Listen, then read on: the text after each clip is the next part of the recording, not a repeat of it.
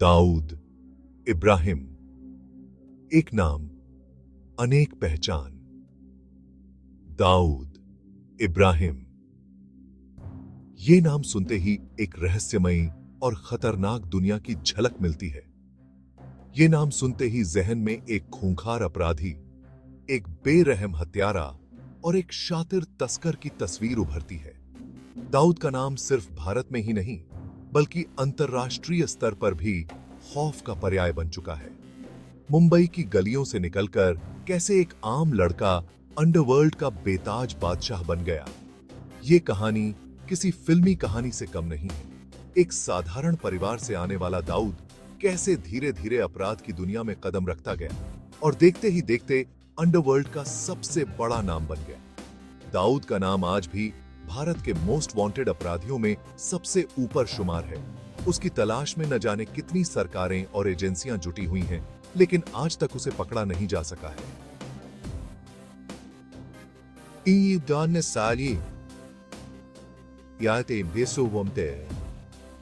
कि मुंबई बम धमाकों का मास्टरमाइंड माना जाने वाला दाऊद आज भी कानून की गिरफ्त से दूर है। इन धमाकों ने पूरे देश को हिलाकर रख दिया था और दाऊद का नाम हर घर में चर्चा का विषय बन गया था। दाऊद की कहानी हमें यह सोचने पर मजबूर करती है कि आखिर कैसे कोई इंसान इतनी क्रूरता की हद तक जा सकता है। उसकी जिंदगी के हर मोड़ पर एक नई साजिश, एक नया अपराध और एक नई कहानी छुपी हुई है। ये कहानी है एक ऐसे शख्स की जिसने दौलत और ताकत के लिए खून की होली खेली और लाखों लोगों के दिलों में दहशत का ऐसा बीज बोया जो आज तक खत्म नहीं हो पाया है। दाऊद की कहानी हमें यह भी सिखाती है कि अपराध की दुनिया में कोई भी जीत स्थायी नहीं होती और अंततः हर अपराधी को अपने कर्मों का फल भुगतना पड़ता है। मुंबई की गलियों से अपराध की दुनिया तक, यह कहानी है एक ऐसे व्यक्ति की जिसने इन गलियों से निकलकर अपराध की दुनिया में अपना नाम बनाया। दाऊद इब्राहिम का जन्म 26 दिसंबर 1955 को महाराष्ट्र के रत्नागिरी जिले में हुआ था। एक छोटे से गांव में जन्मा यह लड़का आगे चलकर भारत का सबसे कुख्यात अपराधी बना। उसका बचपन मुंबई के डोंगरी इलाके में गुजरा।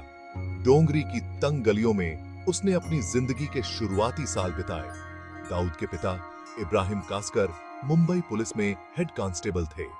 पुलिस की नौकरी के बावजूद दाऊद का झुकाव अपराध की ओर था। कहते हैं कि दाऊद ने छोटी उम्र से ही अपराध की दुनिया में कदम रख दिया था। उसकी शुरुआत छोटी मोटी चोरियों से हुई। छोटी मोटी चोरियों से शुरू हुआ उसका सफर जल्द ही बड़े अपराधों में तब्दील हो गया। धीरे धीरे वह मुंबई के अंडरवर्ल्ड का एक बड़ा नाम बन गया। स्मगलिंग का धंधा और डी कंपनी का उदय। 1970 के दशक में दाऊद इब्राहिम ने स्मगलिंग के धंधे में कदम रखा। उसने अपने भाई शब्बीर इब्राहिम के साथ मिलकर डी कंपनी की नींव रखी। देखते ही देखते डी कंपनी मुंबई अंडरवर्ल्ड का एक बड़ा नाम बन गया। दाऊद ने अपने शातिर दिमाग और बेरहम रवैये से दुश्मनों को ठिकाने लगाना शुरू कर दिया।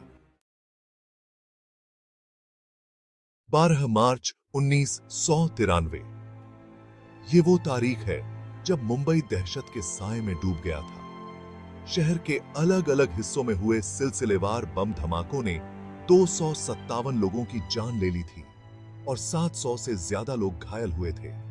इन धमाकों के पीछे दाऊद इब्राहिम का हाथ बताया गया। दाऊद ने इन धमाकों के जरिए भारत को एक बार फिर दहलाने की कोशिश की थी।